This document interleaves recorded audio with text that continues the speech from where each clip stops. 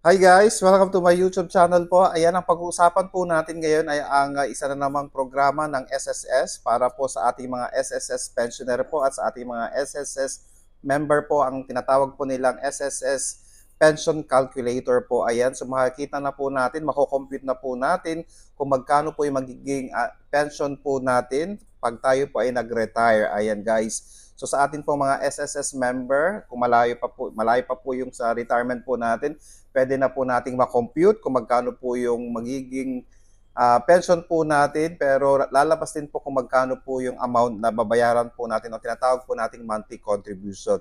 Ang gawin lang po natin para malaman po natin ang ating pension or supposed to be pension pag tayo pa ay nag-retire, punta lang po tayo dito po, ayan, nakapost na po dyan, and then hanapin lang po natin ang SSS pension calculator po, and then i-click lang po natin ito at lalabas na po ito. Ayan guys.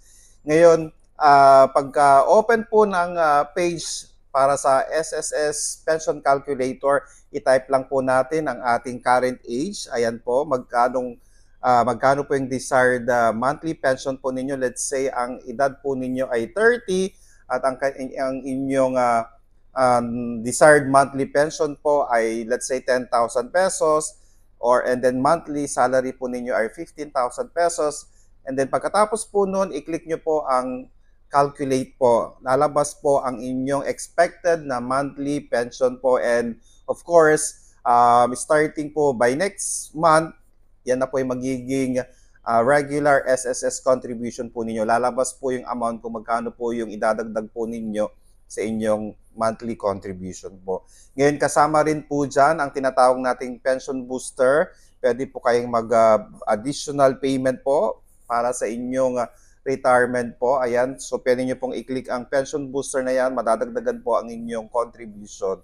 Okay, para po makuha po natin yung desired amount ng monthly pension po natin. Okay? Sa mga voluntary, of course, maintindihan po natin sila dahil hindi po nila kayang magbayad ng ganitong mga amount, pero sa ating mga self-employed, sa ating mga employed, pwede po ito, pwede po kayo magdagdag gamit po ang pension booster. Pero kung yung mga voluntary, gusto naman po nilang lumaki talaga ang kanilang pension, gumamit na lang po ng pension booster po para pagdating po ng 60, pagdating po ng retirement po ninyo, malaki po ang magiging monthly pension po ninyo.